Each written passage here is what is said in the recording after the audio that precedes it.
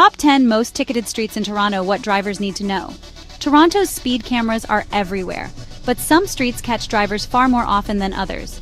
From residential neighborhoods to busy arterial roads, certain corridors consistently generate the highest number of tickets. Understanding where these hotspots are, why they exist, and how to safely navigate them is crucial for every Toronto driver. Parkside Drive School Zone Central. Why it's ticketed.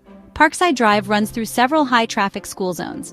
Cameras are placed strategically near playgrounds, crosswalks, and residential areas. Average fines, estimated $7 million in tickets annually. Tips for drivers: slow down near schools, watch for crossing guards, and never exceed the 30 km/h limit in designated zones. Acceleration after passing the zone can still trigger cameras if speed is not carefully monitored. Safety note: the high number of tickets reflects serious safety concerns. Children and pedestrians are frequent users of sidewalks and crossings here. Finch Avenue West Commuter Artery. Why it's ticketed. High commuter traffic combined with multiple automated enforcement zones. Many drivers unfamiliar with the area get caught by cameras. Average fines hundreds of thousands annually, mostly from speed cameras. Tips for drivers: pay attention to changing speed limits, especially near intersections and school zones. Use cruise control where possible to avoid accidental speeding. Safety note: heavy congestion makes sudden braking common. Maintaining safe speeds reduces collision risk. Eglinton Avenue East Mixed Use Hotspot. Why it's ticketed. A mix of residential, commercial, and transit-heavy areas creates zones with both speed and red light cameras. Average fines consistently high, with hotspots near schools and busy intersections. Tips for drivers: watch for pedestrian crossings and turn lanes. Red light cameras are active at major intersections, so anticipate signal changes. Safety note: buses and delivery vehicles frequently stop, increasing the risk of rear-end collisions. Slowing down can prevent fines and accidents. Shepherd Avenue West is known as a long arterial road. The reason it's ticketed so often? Well, those long stretches with consistent speed limits can, tempt drivers to go over the limit without even realizing it. Cameras placed near schools and intersections just add to the number of tickets handed out. The average fines here range from moderate to high, depending on how dense the zone is. So my tip for drivers is to monitor your speed continuously, especially right after you leave a residential area. And don't forget to pay close attention to school zones and any posted speed changes. Just a quick safety note on arterial roads like Shepherd: the risk of higher speed collisions is real, so slowing down can really help reduce the severity of any crash. Quick update: if you want to hear my full thoughts on today's topic, I break it all down on my podcast, where I share my personal views, extra details, and stories I can't always fit in here. I'll leave a link in the description so you can check it out anytime. Now back to the presentation. Next up is Steeles Avenue West, often called the Border Road. Why is it ticketed? Well, Steeles Avenue forms the boundary between Toronto and the surrounding municipalities. Speed enforcement is pretty strict here, especially near intersections and school crossings. Average fines? There are tens of thousands handed out every year, mostly from automated cameras. So, here's a tip: be extra cautious when you're entering or exiting the Toronto city limits, since enforcement rules might differ a bit from neighboring areas. And, for safety, remember that the mix of local and commuter traffic really increases the potential for accidents. Obeying those posted limits is absolutely critical. Now let's talk about Bayview Avenue, which is definitely a residential hotspot. It's ticketed because it runs through neighborhoods with school zones and streets that are busy with pedestrians. Cameras are often set up near parks and community centers. The average fines are moderate, but they tend to be concentrated near key intersections. My advice for drivers is to watch for children and cyclists, especially during those busy morning and afternoon school hours.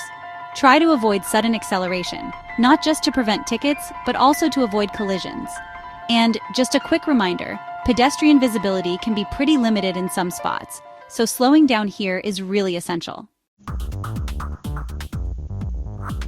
Number 7, King Street West, downtown congestion.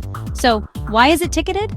Well, this is a busy downtown corridor with lots of pedestrian traffic, red light cameras, and those mixed-use lanes for streetcars, cars, and bikes. The average fines here are pretty high, especially because of those red light cameras.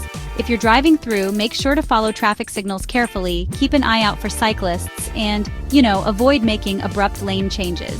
Always stop fully at red lights, even if you're just turning, to steer clear of those automated fines.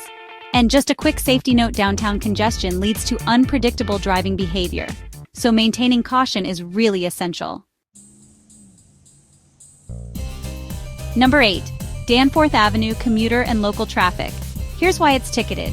There's frequent commuter traffic that intersects with residential streets, which creates multiple camera zones. Speed cameras and red light cameras are set up to monitor those high-risk intersections. The average fines range from moderate to high, depending on the zone. For drivers, it's smart to anticipate pedestrian activity, follow the speed limits, and double-check your speed near intersections. If you're not familiar with the street, using navigation apps that warn about enforcement zones can really help. And just so you know, red light running and aggressive driving are common complaints here, so obeying the rules not only reduces fines but also helps prevent accidents. Number 9. Yonge Street Major Thoroughfare. This is one of Toronto's busiest streets, running right through both residential and commercial zones.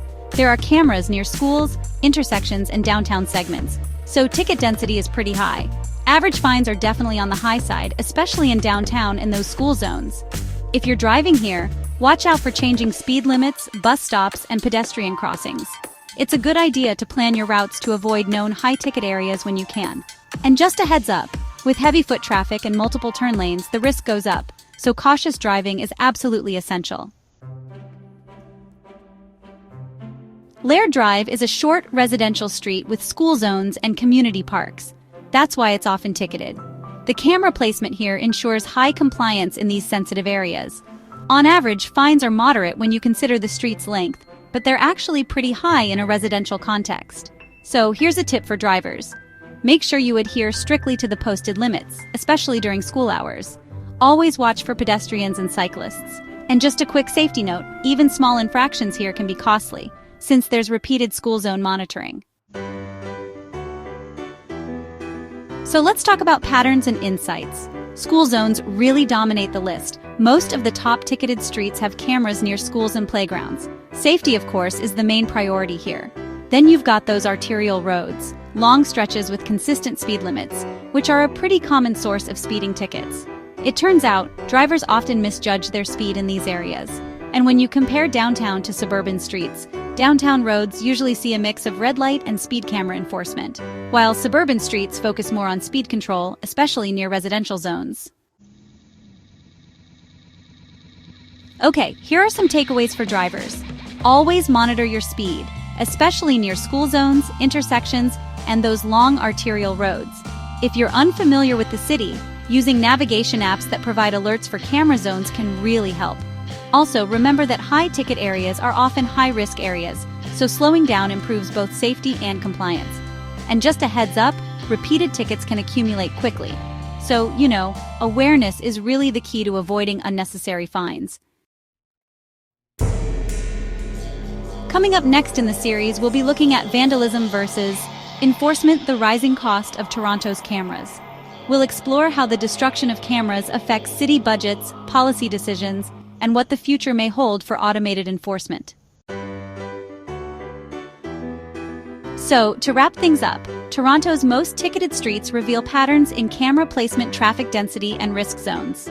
Drivers who understand these patterns can avoid fines, drive more safely, and navigate the city with confidence.